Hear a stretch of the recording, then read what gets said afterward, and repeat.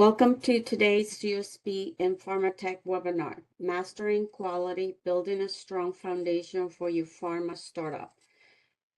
Thank you for taking time out of your busy schedules to join us. Next. We have an instructor for today's webinar, Stephanie Golding, General Manager at Pharma Tech Associates. Welcome and thank you to you. I will now turn the presentation over to Ms. Golding. Thank you very much. I appreciate the opportunity to come and speak with everybody and share some of my thoughts about building a strong quality foundation in a pharma startup. And I want to start by really kind of emphasizing at the beginning of the conversation that, one of our main missions really in any, whether new pharma company or for even those of us who working for companies that have been around for decades or maybe even a century or more, is really centered around making sure that we deliver quality products. And I think when we look at the generation and evolution of thoughts into kind of modern quality concepts, we look at and understand that fundamentally quality needs to be built into the product, that we can't test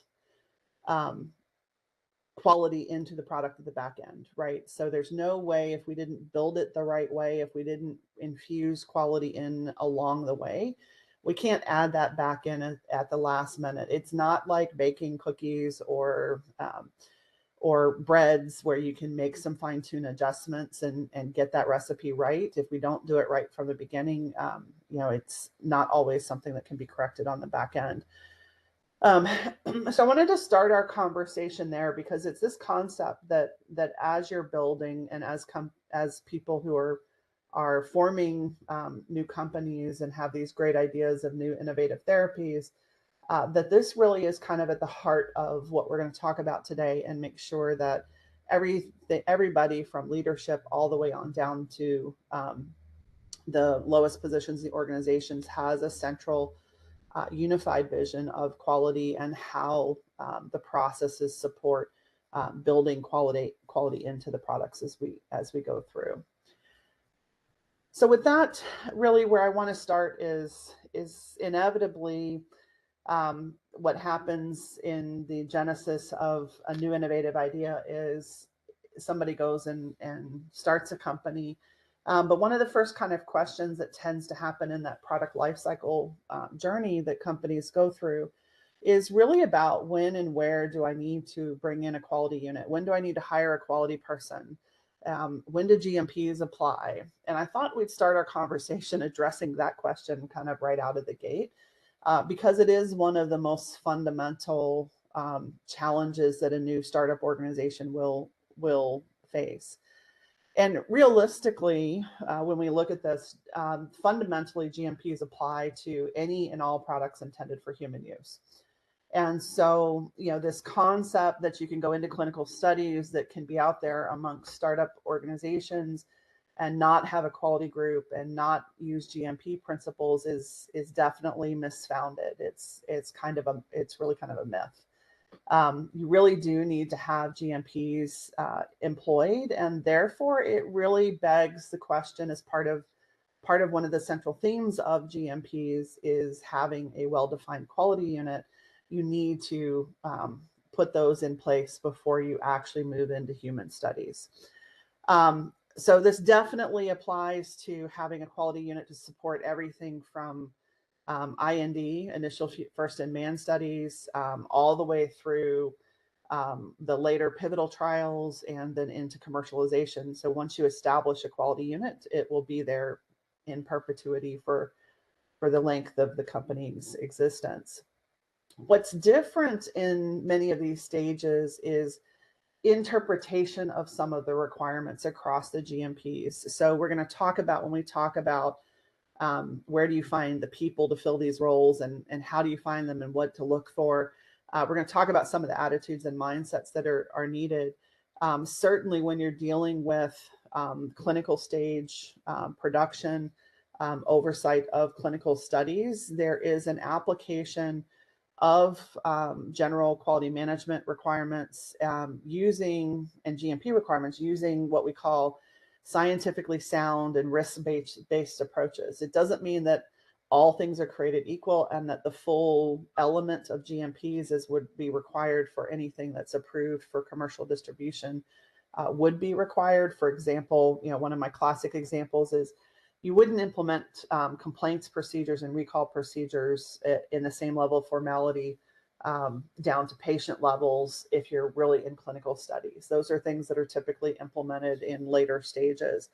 But a good quality unit, and particularly in many startups, finding a good quality leader understands that phased-based application of the GMP requirements and can really help navigate the formation of an established quality unit that's appropriate for the organization and their manufacturing strategies.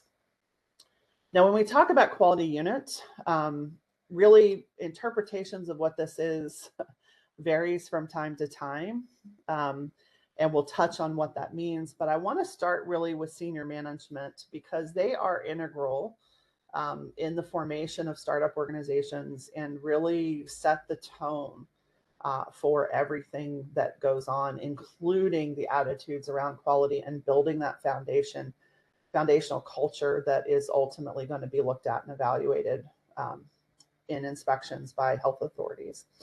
And so I want to talk about 5 core responsibilities that live with senior management before we kind of go into the specifics about the quality unit structure, who you hire, some of those kinds of more nitty-gritty approaches and elements. And we're going to start with really this first concept being just general leadership. And this is really a fundamental tenet, and I think we would expect this of all of our senior leaders in any kind of startup, the founders in particular, that they are demonstrating that they have a commitment to quality, right? First and foremost, I often use the term and hear people use the term that they're going to walk the talk. They really are demonstrating those attributes in the culture that they want, the company organization that they want, and the attitudes towards quality that they want the organization to have. And one of their core responsibilities is really the alignment of that quality strategy with the business strategy.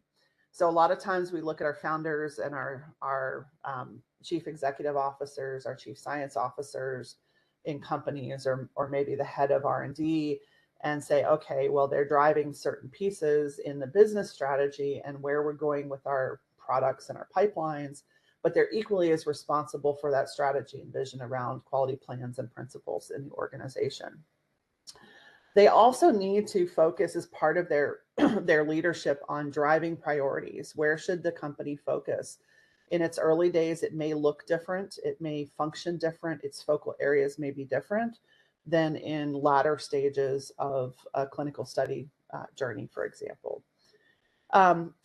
It's also important for leadership to not only ensure that the necessary resources available. So it's really this group of people that's responsible for making that determination of when am I going to establish a quality unit? When am I going to hire in those first couple of quality folks? How is that going to evolve as part of the organization's evolution? But they also need to be able and willing to advocate for continual improvement, because you're going to start your journey as a startup in a certain place, and you're going to want to evolve your quality management system, your quality practices, and your business strategy to adapt as the company goes through its product development journey. And of course, one of the last fundamental responsibilities for leadership as leaders in the organization is around communicating. And we'll touch on this again when we talk about establishing the quality policies. It's clear that leaders need to communicate in their companies. And again, I go back to that walk the talk. It's not just sufficient for them to say the words, but they need to have the behaviors echo the words that they're saying. So it's really important that the leaders recognize that their leadership is a core piece of their responsibilities in an organization like this. When we look at the next responsibility is really to set up and structure the organization for success. And I'd say that's a general responsibility of leadership in any company. But when we look specifically as it relates to quality units and establishing a quality function, one of the key pieces here is that they need to establish an organizational structure for their quality unit that retains its independence from manufacturing, from R&D. So this typically means if they don't have the structure in place at their founding, that at some point they add in someone into the organization and the leadership level that is responsible and champions quality. And it kind of starts there, and really we'll talk a little bit more about, how to structure, how to consider structuring quality units themselves in the next couple slides. But it really is management's job to make sure that that organizational structure exists, that quality maintains its independence. We have that unit has certain jobs and responsibilities. They need to be empowered to make those decisions. As they're developing those structures, they need to make sure that they're well defined and documented, and that there's very clear lines of responsibility and accountability in the organization. When those lines are really fuzzy, it can lead to confusion, which can often lead to people making assumptions. Maybe somebody else has that task or activity. It's not my responsibility directly, and sometimes you can miss some things. So it's important to think about that organizational design, even as a small startup organization. It's one of those pieces that I kind of look at as it's never too early to be thinking about what the organizational structure looks like today and what it might look like as you evolve through the journey of product development and bringing products to the market. So the next fundamental responsibility, and it may seem a little bit kind of abstract, but it's really about establishing a good quality management system. No, senior management does not need to sit there and write procedures and dictate everything that needs to happen within the QMS and every process that needs to be written down. But what they need to advocate for is that they have a robust QMS for their organization that is, in many cases, phase appropriate for where they are in their product development life cycle, so that you've got the necessary procedures in play to support the critical activities that you're advancing through your first in human studies, through later stage clinical studies, and then as you hope to commercialize your first product. So that really involves two primary things from my perspective. One is to establish what I refer to, and many refer to, as the scope of the quality management system.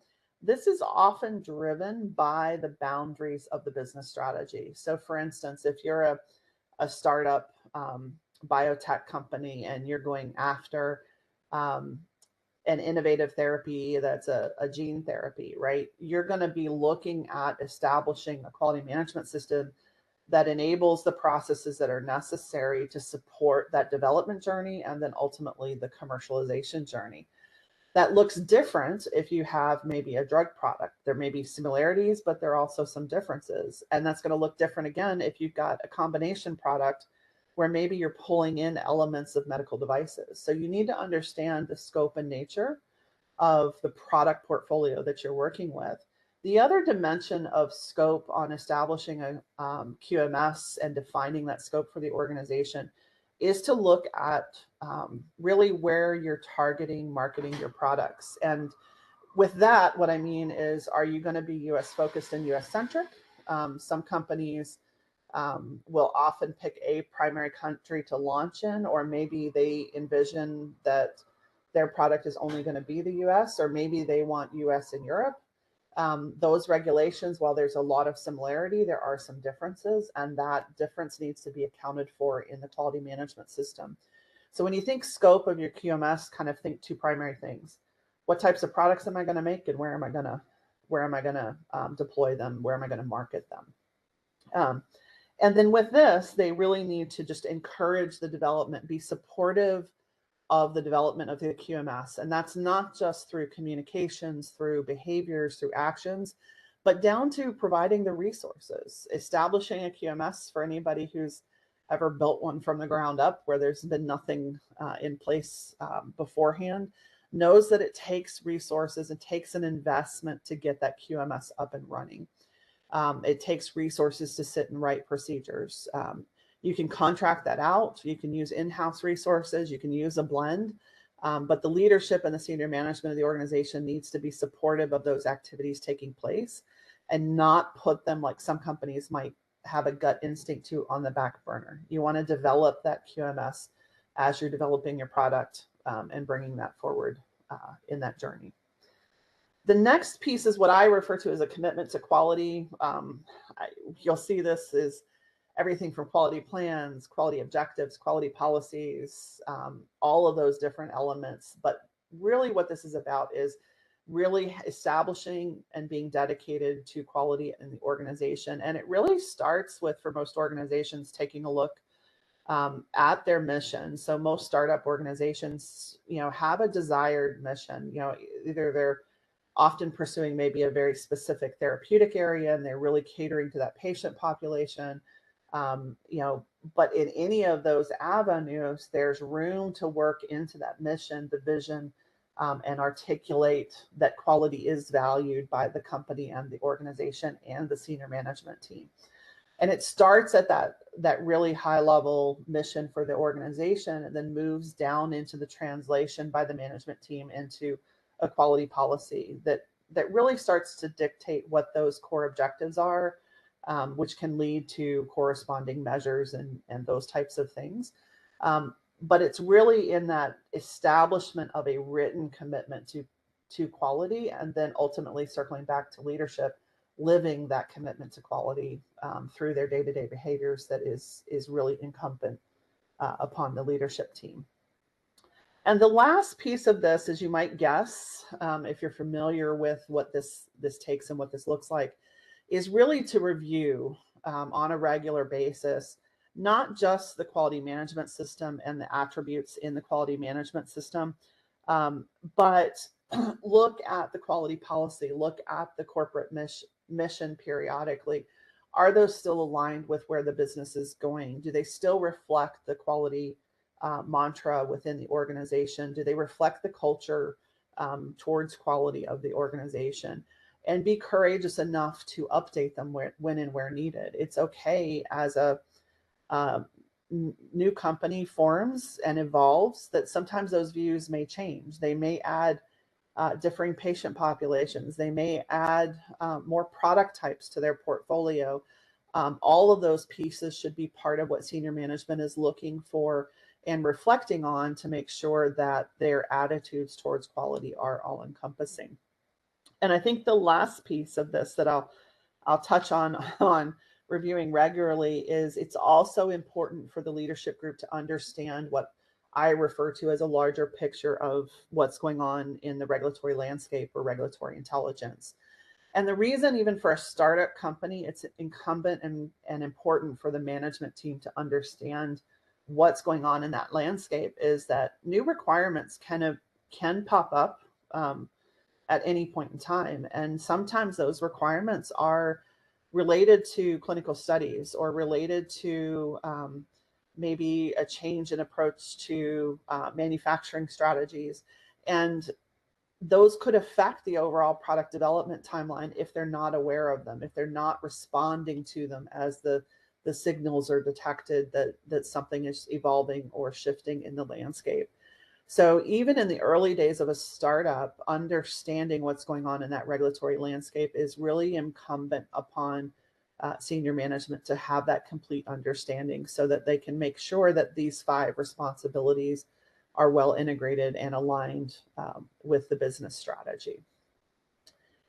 And so with that, we kind of move into establishing that quality unit, right? So one of those core pieces that management needs to do is to set up an independent quality unit. And I want to talk a moment about what is a quality unit. So this is language that we see in a lot of regulations and guidance documents from health authorities around the world. Some of them have moved into kind of this more modern interpretation of a quality unit that I'm going to talk about here. Some of them have not. They still use this older language of a quality unit. So if I'm looking at FDA regulations in particular, you will see quality unit referred to in the regulations. And really, this is both the blending of the testing element, or what we might traditionally call quality control, with what we might in modern times refer to as more quality assurance functions. Both of these pieces encompass what health authorities look at as a quality unit. So it is important when you're building a quality unit and a quality organization that you consider both of these pieces. And so first you look at quality control. Your organization needs to have the ability to test and assess and make disposition about really any kind of raw material that's coming in, components that are coming in, any type of intermediates or in-process materials, as well as the finished product itself.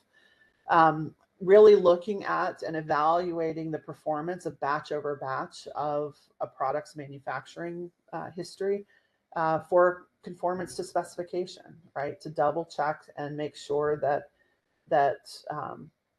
we're adhering to those specs, or if not, that we're investigating why something departed from those specifications, and ultimately feed into the disposition of the particular lot. And ultimately, while they may not actually do an activity called batch release, the quality control groups, via all of the testing that they do, all the data that's generated, are generating a large portion of the data that is used to ultimately determine the acceptability of each batch. And all of that is compared against specifications and limits.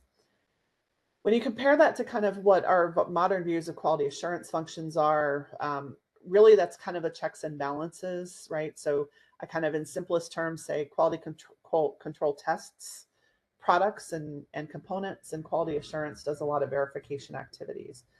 So they're going to be the group that typically reviews and approves procedures, production, maintenance, consult your local regulations for any others that are specifically mentioning a quality unit approval.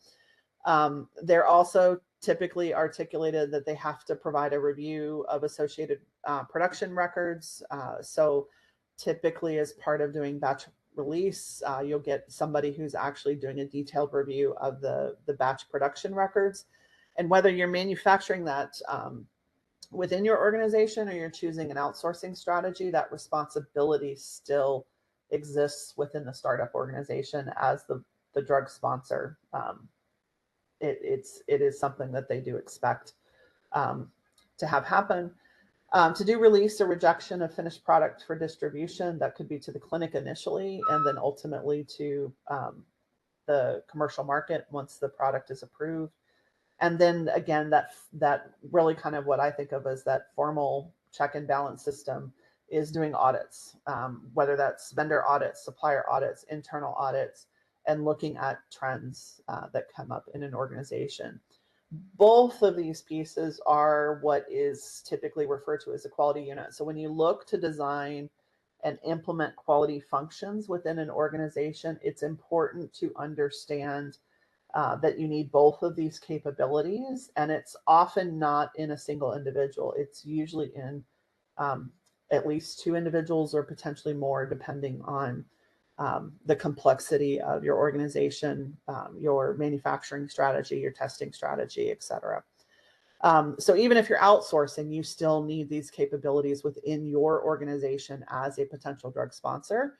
You can't outsource these functions to a contract testing lab or a contract manufacturing lab. You still have to have that capability in-house. And from there, one of the things that, while it seems a little odd to talk about and think about when you're starting your company, but at some point, especially when you wish success for all of these innovative products in the development pipeline, one of the questions that ultimately starts to come into play as you get multiple products on in the pipeline for development, as you start to look at complexity of your outsourcing or manufacturing strategy, your testing strategy, at some point you start to look at how your quality units are going to be structured. And this applies to both the QC function and the QA functions. And neither of these, centralized or decentralized, is employed, I would say, exclusively in most organizations. Usually there is a level of combining these elements in the right kind of balance for that organization.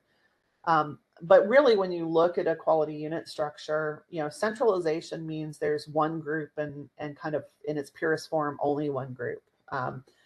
That is centralized for the entire organization. And that could be whether the organization's 10 people or 50 people or 1,000 people, right? That it's all of the quality functions are centralized in a core group of folks.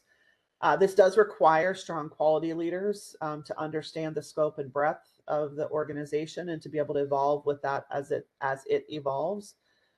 Usually when you're using a centralized approach, you deploy standards and guidance, which business units and CDMOs, if you're outsourcing, will follow, and requires a strong quality culture, or tends to help enable a strong quality culture, especially when you focus on attributes of that culture being, clear accountability, open dialogue, speak up kind of cultures, continuous improvement, and just general openness or transparency.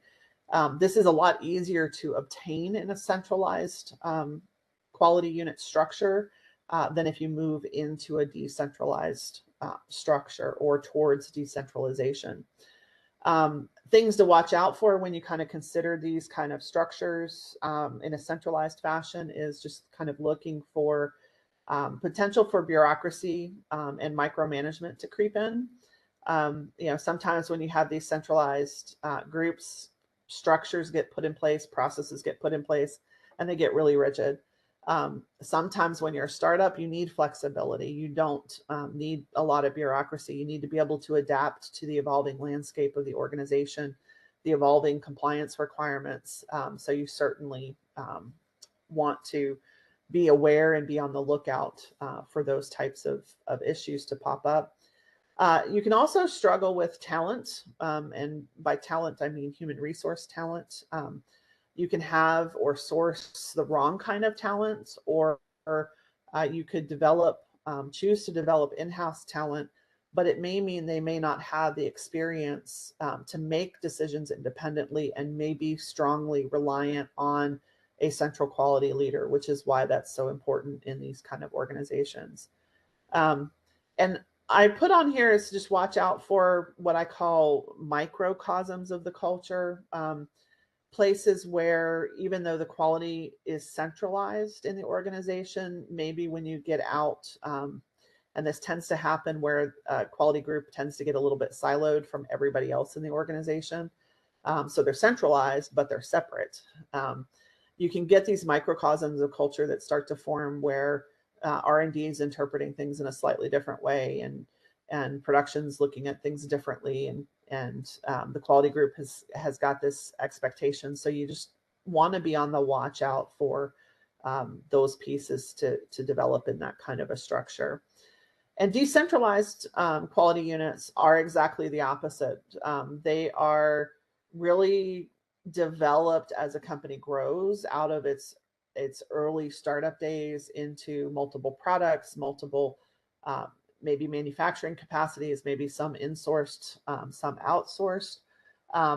You start to get into very specific quality groups that are tailored to very specific business objectives. So you get a quality group that's overseeing just the outsourcing ventures with CDMOs or contract testing labs. Then you get a different one that's focused on in-house manufacturing. You kind of start that evolution, and then if you've got a really successful startup, it can get more complicated. The more products you get, the more manufacturing bandwidth you have, the more decentralized it can get. And while that has its benefits, and a lot of times people like some of that autonomy that can come with a decentralized approach, in those cases, it's really important in a decentralized quality unit structure to ensure that you define some high-level metrics and measures that are used across the board, that everybody's aligned around those definitions for those metrics and measures. and that you spend time sharing best practices. I've worked in a lot of decentralized or heavily decentralized structures before. And the reason I put this up here is that you could gain a best practice from your own internal benchmarking, going and talking with another quality unit within an organization, and really gain efficiencies, get better by leveraging those best practices into your own group. And so that becomes a behavior and a part of the culture in decentralized organizations to really drive it, sharing those best practices internally. And really decentralized means having that well-defined sufficient authority at whatever that unit operation level is, what I call the local level in the slide. And that the quality unit has that independent authority, but that, again, guarding against them getting siloed away from the rest of the organization, or even potentially away from each other. That's the risk in the decentralized, is that they get siloed away from each other. And the watchouts in that kind of model are disjointed systems, which leads to inconsistent practices, metrics, and measures. If you've ever been a part of an organization where you go inspect or go look at one business unit and how they handle change management, for instance, and you go into another business unit and you look at how they handle change, it's completely different. That can create differences in interpretation. It can lead to inconsistency in the metrics and measures that you're trying to evaluate the overall quality organization on. The other kind of watchouts are much like the microcosms of culture. You can actually evolve different attitudes towards quality, therefore different quality cultures, by having completely segregated quality units. And then you can also get into a situation where there is a potential for somebody to try and override the local quality unit. They're not as empowered, maybe they're siloed, maybe not as independent as they could be. So watching for situations where, not to say that people do this, but production, R&D, somebody's trying to override that local quality unit. There is that risk for that to happen. So while when you're an early stage startup, this seems like a really foreign concept. You're not too concerned about centralized versus decentralized. The reality is, for some companies, that journey, especially if you've got a product that's moving quickly through the clinical space, because maybe it's a breakthrough therapy or it's a rare disease therapy, and it's got some special accelerated regulatory pathways, you could very quickly find yourselves in an unplanned situation of having what I might call a hodgepodge quality unit, with just kind of evolved without a plan. You're better off putting a plan and putting some thought into how you would evolve your quality unit structure as the organization evolves. And again, part of this is really leveraged with senior management, but I would say this also kind of lives as a shared responsibility with the lead quality, the head of quality, as that's hired into the organization. So we've talked a little bit about, what is a quality unit, what makes up a quality unit. So we're talking about the same kind of things. We've talked about, senior management's responsibilities. We've talked about how to structure things. But often when you go to hire your first quality person, this is probably one of the biggest challenges that startup organizations facing, is not just hiring the first person, but even the early hiring. How do you understand who to bring in, the right fit to the organization, the right fit for the journey? And so I wanted to talk a little bit about how you go and find and select those employees to form your quality unit and to deliver on those capabilities and responsibilities. First and foremost, finding technical people, quality people, does require a level of skill in the recruiter themselves. There's a lot of recruiters that are out there that are freelancers. There's a lot of recruiting companies. You can have your own recruiter if that's the way your leadership is functioning in your organization. But whether that's an internal hire or it's an externally outsourced function, make sure you look for recruiters that have a successful track record with filling quality positions with the right kind of people. There are a lot of recruiting organizations that are out there that might just provide resumes and don't do a lot of fit matching. So, one of the things I like to screen recruiters on is, how do they identify candidates to match my position? And I'm looking for answers beyond just, well, they had these few keywords in their resume. That's somebody who's going to provide me volumes of resumes, but as a person who has lived and worked the startup mentality, I need somebody who's going to partner with me and do a lot of the screening for me, because I have limited hours in a day. And if I need to find a good quality person, I need them to help do some of that screening. So I need that experience in finding the right kind of folks. There is always an option. Some people ask me, well, can I just outsource the quality function? Well, that answer is simply put, yes, you can. You can outsource the quality function, at least for a period of time. You're still going to have somebody in the organization, in the leadership, that's designated as the quality person, that ultimately can take care of some of the core responsibilities, as somebody who's paid and an employee of the company. But you can outsource a lot of different things. You don't have to bring in enough people to do every aspect of your quality management system. You can outsource things like audits. You can outsource things like batch record reviews. You can outsource testing, for that matter. So you can consider outsourcing as part of your strategy. And that's where, when you're looking at that structure strategy that we just finished the conversation on, if you're going to deploy outsourcing, you're inherently moving towards a decentralized quality model. And again, it's not bad. It's just do it intentionally and make sure you put into place structures and communication cadences, et cetera, that keep all of those various elements that you've outsourced connected, so that you still have one quality unit. One of the other foundational pieces when you're going to find quality employees is really understand what you're screening for. And there's two primary aspects when you're looking for people to fill quality roles. One, they really need to be at what I call adders to your culture. They need to work in conjunction with the established culture in the organization. But with that also comes this huge foray of technical capabilities that, especially in a first hire, you're typically looking for. And that's hallmarked by strong understanding of the science, especially for the products that you're developing and bringing to the market. Bringing to the market and manufacturing and delivering some products produced by synthetic chemistry is extremely different than those that are produced through traditional biotech techniques. And that's even further different than those that are produced by gene therapy methods. So understanding the background of science that is necessary for a person to have as part of your quality organization is important.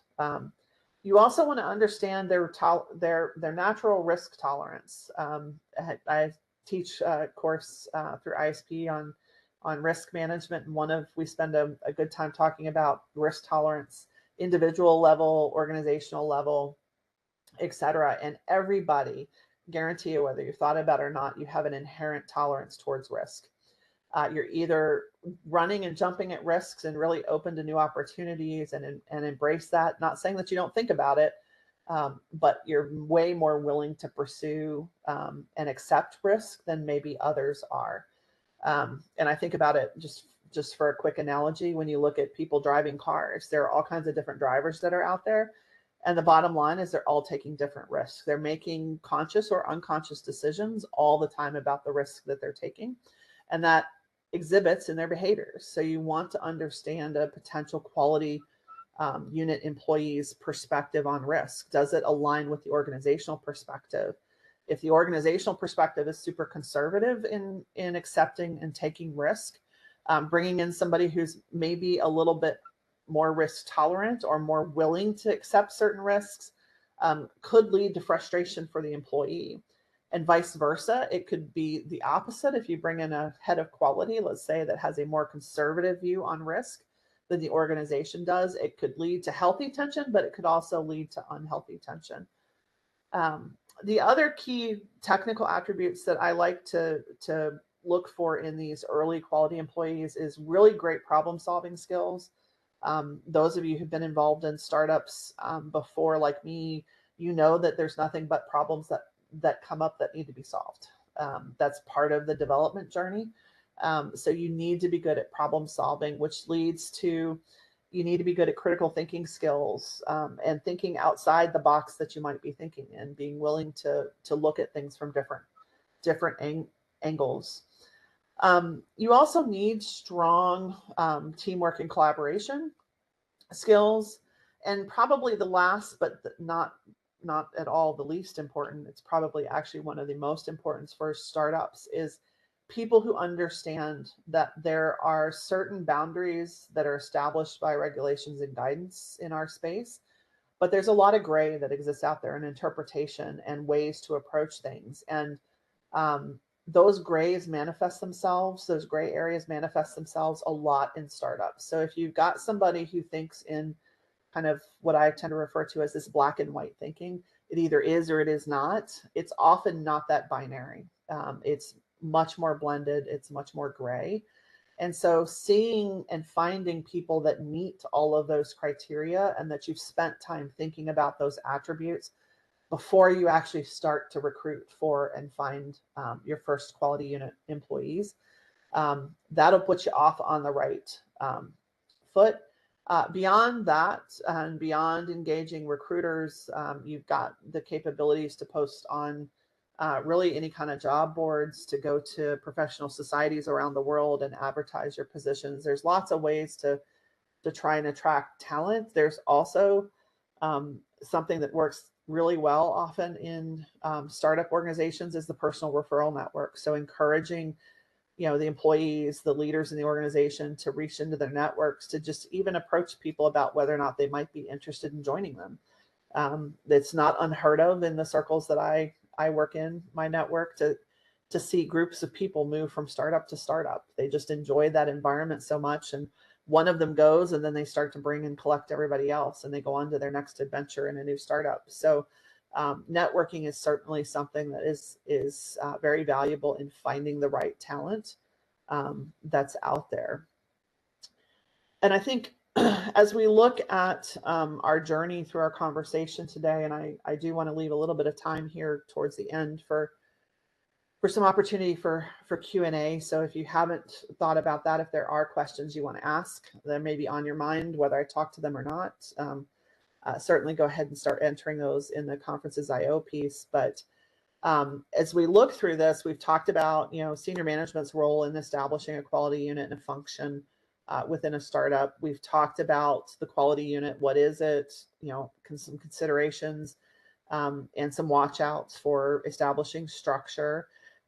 We've also talked about, how do I actually go find the physical people to fill those roles when I need to. And I don't want to underestimate this. This is probably actually one of the biggest challenges, especially in today, that we face. Finding talent and good talent is a struggle around the world. We're seeing that and continue to see that. But that last piece of really establishing a quality unit that I want to touch on is this ever and never ending question that always pops up when I start to talk to people and they're getting into their first startup is, what about my QMS?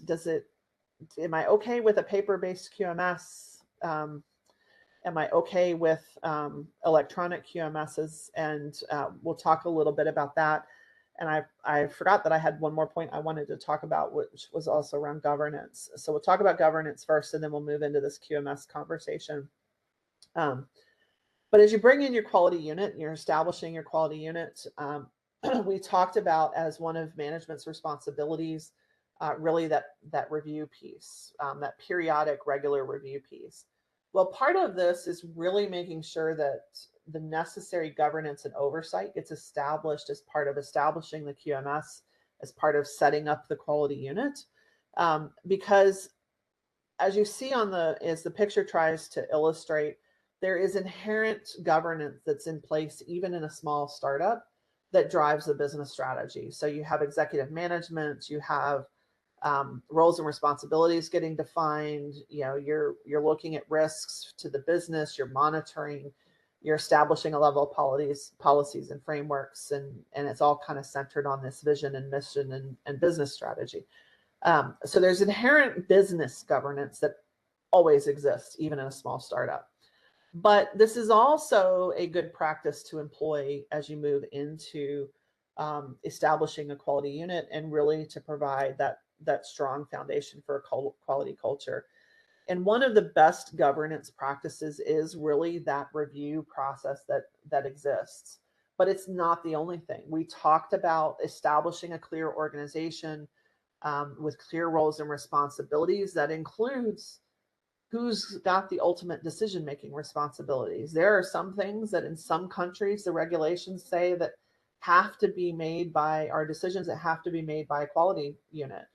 To take that responsibility and put it in production is not a viable option. It has to live in the quality unit, and they need to have the empowerment and the accountability to actually take those and make those decisions. And this governance of the organization needs to make sure that that stays in place, that doesn't get overridden by some process change along the way. Strong governance in the organizations can also de-silo and increase the connectivity of the groups. I've come from and I've worked in large pharma, but even I have found as I've moved into smaller pharma and startup organizations, it's amazing how quickly siloing can happen. It's a conscious effort to be what I would call inclusive of the entire organization, and recognizing if you're in R&D, how your work impacts those that are downstream, and vice versa. If you're in a quality unit, which is often kind of, frankly, at the very end of many processes, what does that mean if you don't have early signals, early detection? That typically creates more work. So if you can de-silo and increase the connectivity, build really good relationships across organizational functions, even in a small company, and I would say especially in a small company, you set this really strong foundation and expectation as you grow forward to maintain that connectivity, and it just de-risks the potential for silos forming. One of the other pieces around governance, which I've maybe hinted at, but I didn't touch on clearly enough, so we're going to talk about that really quickly, is making sure that there is a process for escalation from the lowest position in the organization, or what I call the floor of the organization, all the way up to the CEO of an organization. Now, in a startup, that may be 15 people. That may be a very easy thing to do. But as the companies grow, that escalation process typically is going to get a little bit more structured and more defined as you go forward. So making sure that as your startup grows, that you're looking at escalation processes, making sure that the right risks and issues funnel their way up appropriately. And the other piece that I am a strong advocate for, even in a startup organization, is developing regulatory intelligence systems and processes. Fundamentally, regulatory intelligence is about staying ahead of what's coming next. Your basic GMP education will tell you that GMPs don't stay the same year over year, that there is always an evolution. That's kind of why the C is in front for current good manufacturing practices. It's always looking at best practices. You need to know what those are. You need to know what's coming. You need to know what's trending. The only way you can do that is by either, again, outsourcing, so you get that information fed into your organization, or developing the capability within your organization to do exactly that, stay ahead of what's coming next. And then the last piece, and I'm just going to spend a few minutes talking about the electronic quality management systems, because this is part of a decision around your approach to a QMS, and it may even be made in some companies, especially some startups, by the senior leaders in the organization about whether or not they're going to pursue an electronic version of a quality management system. There are really kind of three general themes of how you can document your quality management system. You can do it on paper, you can do it as a fully electronic system, or you can do what we call a hybrid. It's somewhere in between. It uses a little paper, it uses a little electronic. As a startup, do you need an eQMS? Not necessarily. I'm always going to give an answer in a lot of these cases. It really depends. What I encourage folks to think about in a startup organization is, what is your operating philosophy? What are your short-term and long-term needs? If you are a startup that is completely virtual, creating a paper-based QMS or even sometimes a hybrid is challenging. It doesn't make a lot of sense, especially that purely paper-based QMS.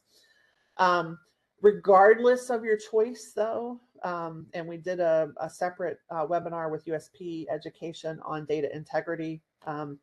So I encourage you, if you're not familiar with that concept or want some more information about this concept, but data integrity controls are required regardless of which type of methodology you deploy. They're just going to look a little bit different in a purely paper-based world than in a fully electronic world. So the bottom line is, I can't tell you necessarily whether in your company, without some discussion, could benefit, or maybe it makes sense to do an EQMS, but I can tell you that there are options that are out there. There are plenty of companies out there that still operate purely on paper. But the more virtual you are, the less physically present you are as an organization, you're going to move into a hybrid or potentially even into a fully electronic system. And it's never too early to implement one. A lot of times companies will wait until they get further down the development highway. There are a lot of inexpensive, simple QMSs that are EQMS solutions that are out there that are low cost, easy to implement, get you up and running in weeks, not months or years. So it doesn't have to be your end-all EQMS solution. Maybe you get a starter EQMS and work from there. So these are all kinds of considerations that I really think are important as you look at establishing and building a quality unit, building it from the ground up. A lot of different touch points. There are even more beyond this, but not necessarily things I could cover in an hour, and still leave some time for some Q&A. So I really appreciate the time that you guys have taken to listen to me talk today. And I'm happy to move into taking some questions as we go through this. If you need me, you can reach out to contact at pai-qbd.com, and they'll get your inquiry directed to me if you've got a question that comes up after today's session. And then we'll kind of move into questions, and there's a number of them, which I'm gonna hazard that in 6 minutes I can't get through 6 questions, but we'll start with the one that's got the most most votes, and we'll kind of work our way down. So the first one, if you don't jump into a QMS, or I'm assuming that maybe an EQMS, when, at what stage would you recommend a startup go and implement one? Well, you need a foundational QMS from the beginning, but it can be paper. As I was just talking about, I think the mantra there is really around the organizational design. So if you really are a virtual organization, you're going to find that even implementing some sort of hybrid system gets complicated really fast. The data integrity controls that you need, the deployment of secure storage locations versus e-signing methodologies, at that point, you're probably better moving right into an EQMS. I would say, in today's day and age, with the types of quality management systems that are out there and in electronic solutions, I think you can get into it in the really early stages. And sometimes it's actually a lot easier because you're collecting all of the data. And it's not just about potentially your procedures, but also look at building in and collecting your audits and your CAPAs and your deviations and your change controls. Take advantage of a lot of those systems. They all kind of come with those core fundamental capabilities, and they're not all terribly expensive. You're not talking about millions of dollars anymore. Some of these you may get in the price point of tens of thousands of dollars per year versus hundreds or larger thousands of dollars per year. So just to kind of wrap that one up. The next one, would you recommend the QC group to report through QA or CMC when you have a small group that utilizes contract organizations?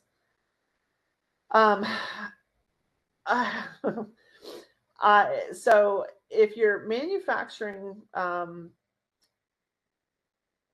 So it can be a little bit tricky to have QC reporting in through manufacturing or CMC.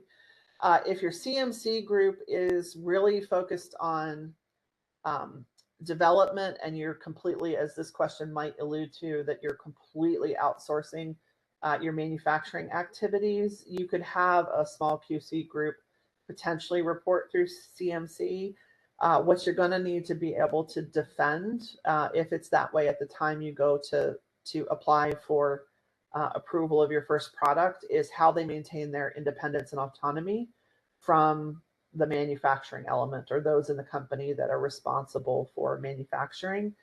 A lot of companies, when they start in their really early days, there may not be a lot of difference between their CMC group that is especially that's responsible for analytical development and that is overseeing maybe outsourced QC testing. That's okay. At some point, you're probably going to want to evolve to a structure where you have a dedicated QC group, or at least a person responsible for that. And ideally, either have both the QA and the QC person report up to a head of quality, or if it's too early for that, and maybe you've just got a quality manager and a QC manager, maybe it's okay for a little bit for that group to embed themselves with CMC. So it's not super clear determination. There are risks if you go to have them report in through a CMC group, but as long as the organization understands the risks and on some level is willing, if they need to make a change, you can certainly do that. The ideal structure is really to have either them reporting in through QA or establish a head of quality and branch immediately into a QA QC function. That's the most ideal structure. And then I think I got 2 minutes, so I'm going to try and take one more. I joined my first startup as their only quality person. I'm struggling to figure out where to start. What advice do you have? And I'm actually going to couple this with the next one. Is there a specific guide or reference detailing the basic needs of a QMS and where to truly start? These two are kind of related in my opinion. If you're in the US, the FDA actually has several guidance documents to actually start to outline some of those philosophies. One of those is referenced in the presentation. So I tried to put the clear link so that you guys could type that into the web and get to that direction.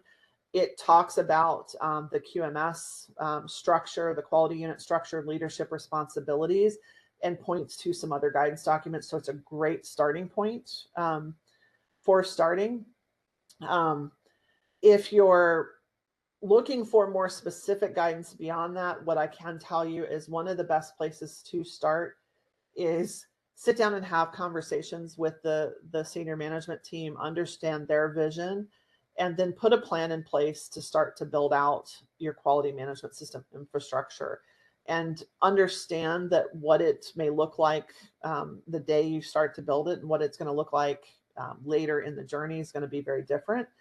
And worst case, if you're really struggling, there are people like me out there. There are groups, there's LinkedIn groups, there ASQ's got a whole community of folks that focuses in pharmaceuticals. Network, talk to people, build a network of support so that you've got the opportunity to ask the questions, especially if you've never worked in a startup and you're really, really struggling. That networking is really valuable in helping you chart a journey that's specific to your organization. You've got the time to ask the questions, the time to have the conversations, etc. So I think that takes care of those last two. And the last question, I'm not going to have time to get into this. I will get a written response to this one to USP Education, and they'll get that posted in the education platform and available. This is a little bit longer conversation than we have time for since we are at the top of the hour. I do appreciate everybody's time and sticking with me, and I appreciate USP Education for hosting us again. Enjoy doing this, and I hope everybody has a great day.